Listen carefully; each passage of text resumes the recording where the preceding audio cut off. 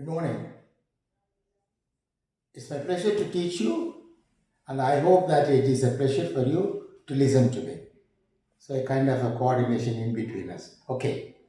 இன்னைக்கு நம்ம பார்க்க போகிறது வந்து ஸோ ஒரு மனிதனுக்கு ஹார்ட் எந்த அளவுக்கு முக்கியமோ அந்த அளவுக்கு ஒரு லாங்குவேஜினுடைய ஹார்ட், இங்கிலீஷ் லாங்குவேஜினுடைய ஹார்ட், இதயத்தை நம்ம எப்படி இங்கிலீஷ் லாங்குவேஜினுடைய இதயத்தை எப்படி நம்ம செய்ய போகிறோம் அப்படிங்கிற ஒரு முக்கியமான பாடம் தான். புரியுதா? இதை டு ரீச், இதை நீங்கள் புரிஞ்சுக்கணும்.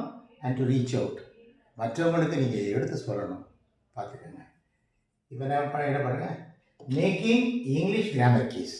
இங்கிலீஷ் கிராமர் கீஸை எப்படி மேக் பண்ணுறது அப்படிங்கிறது என்னன்னு சொன்னால், நம்ம ஒரு வேகான ஒரு ஐடியா இருக்குது. நம்ம இங்கிலீஷ் கிராமர் கீஸ் நம்ம ஒரு பெருசாக நினச்சிட்ருக்கோம். அப்படியெல்லாம் அது கிடையாது. நான் ஏற்கனவே உங்களுக்கு சொல்லியிருக்கேன்ல, ஒரு இங்கிலீஷ் சென்டென்ஸுடைய ஃபர்ஸ்ட் வேர்டு 8 தான், அதனுடைய ஸ்பீக்கிங் வேர்டு 18 தான். 8:18 அப்படின்னு சொல்லி இதுக்கு முன்னால் நான் சில பாடங்களில் அதை பற்றி நான் ஸ்ட்ரெஸ் பண்ணி சொல்லியிருக்கிறேன் இல்லையா? அப்போது இந்த ஃபர்ஸ்ட் வேர்டு 8, இந்த செகண்ட் வேர்டு, ஒரு சென்டென்ஸுடைய செகண்ட் வேர்டு 18, இந்த ஃபர்ஸ்ட் அண்ட் செகண்ட் வேர்டுடைய அக்ரிமெண்ட் இருக்கு இல்லையா? அதை எப்படி அதை அக்ரி பண்ணி ஒன்றோட ஒன்று இணைக்கிறோமோ, ஏன்னா it's a kind of network மாதிரி, அந்த இணைச்சி உருவாக்குறது தான் இந்த இங்கிலீஷ் கிராமர் கீஸ்ன்னு சொல்லி நான் இங்கே கொடுத்துருக்கேன் பாருங்கள். By first and second word agreement, ரெண்டையும் எந்த வார்த்தையோடு எந்த வார்த்தை ஒப்பிட்டு இணைஞ்சி போகுது அப்படிங்கிறது. இப்போ பாருங்கள், do keys, have keys and be keys, இவ்வளோதான் கிராமர் கீஸ். இங்கிலீஷினுடைய கிராமர் கீஸே மொத்தமே பாருங்க தான். சரி, அதுக்கு மேலே இருக்குங்கிறது அது வேறு பிரச்சனை.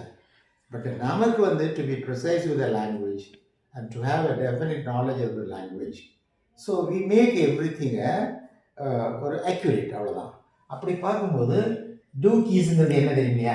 இப்போ ப்ரெசண்ட்டில் ஐ வி யூ தே, இதுக்கு டூ தான் போடணும். சரி, நான் டூன்னு சொன்ன உடனே நீங்கள் ஏற்கனவே பிடிச்ச அந்த டூ வேறு, இந்த டூ வேறு. இங்கிலீஷில் டூ, 2 டூ இருக்குது, 2 ஹேவ் இருக்குது, 2 பி இருக்குது. ஒரு டூ வந்து செய்கிறது ஆக்ஷன் வேர்டு, இன்னொரு டூ வந்து தனியாக வராது, இன்னொரு ஆக்ஷன் வேர்டு சேர்ந்து வரும்போது அது ஒரு கிராமர் கீயாக மாறிக்கும். எப்படி ஒருத்தர் வந்து ஒரு அப்பாவுக்கு மகனாக இருக்கிறாரு, ஒரு ஒய்ஃபுக்கு வந்து ஹஸ்பண்டாக இருக்கார் இல்லையா? அதே மாதிரி தான் 2 விதமாக, ஒரு டூவுக்கு 2 விதமான ஆக்ஷன் இருக்குது. நீங்கள் அக்ரி பண்ணுறதை பற்றின தெரிஞ்சுக்கோங்க. ஐ வி யூ தேக்கு வந்து டூ போடணும், ப்ளஸ் AC1 போடணும். இப்போ அதாவது நம்ம உங்களுக்கு உதாரணத்துக்கு நான் கொடுத்துருக்கேன், டூவுக்கு பதிலாக நான் டேக் போடுறேன், அவ்வளோதான். அப்போது I tag, we tag, you tag, they tag, அப்படி தான் சொல்ல முடியும். அந்த டேக்குங்கிறது ஒரு டூ ஃபேமிலி, அதனால அந்த டூவை நான் மீன் பண்ணுறேன். அது AC1 ஆக்ஷன் 1ன்னு சொல்கிறேன். சரி, ஹீ ஷி இட் வரும்போது நல்லா கவனிச்சுக்கோங்க. ஹீ ஷி இட் வரும்போது டஸ் AC1 எஸ் சேர்க்கணும். அதோட நான் இங்கே டேக்ஸ்ன்னு கொடுத்துருக்கேன் பாருங்கள். இந்த இடத்துல ஒரு சின்ன ஒரு ஒரு மாதிரி ஒரு அண்டர்ஸ்டாண்டிங் வந்து நமக்கு வந்து ஒரு டெஃபினட்டாக இருக்காது புரிஞ்சுக்கிறதுக்கு. வந்து நீங்கள் இதை மாத்திரம் தெரிஞ்சுக்கோங்க. ஐவி யூதேன்னு சொன்னால் டூ, ஹீ ஷி இட்டுக்கு வந்து டஸ்ஸு. ஐவி யூதேன்னா டேக்கு, ஹீ ஷி இட்டுக்கு வந்து டேக்ஸு. ஐவி யூதேன்னா லேர்னு, ஹீ ஷி இட்டுக்கு வந்து லேர்ன்ஸு.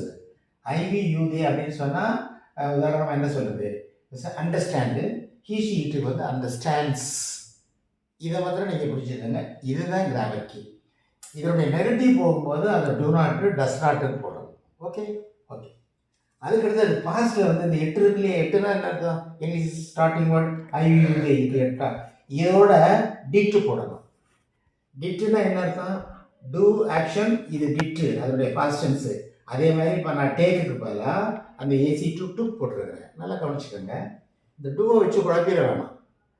இப்போ ஐவி யூதே, ஹீ ஷி இட்டுக்கு வந்து செகண்ட் வேர்டு தான் ஆக்ஷனாக வரணும். இப்போ உதாரணமாக என்ன சொல்கிறது? ஐ டுக், ஐ ஏட், நான் சாப்பிட்டேன்.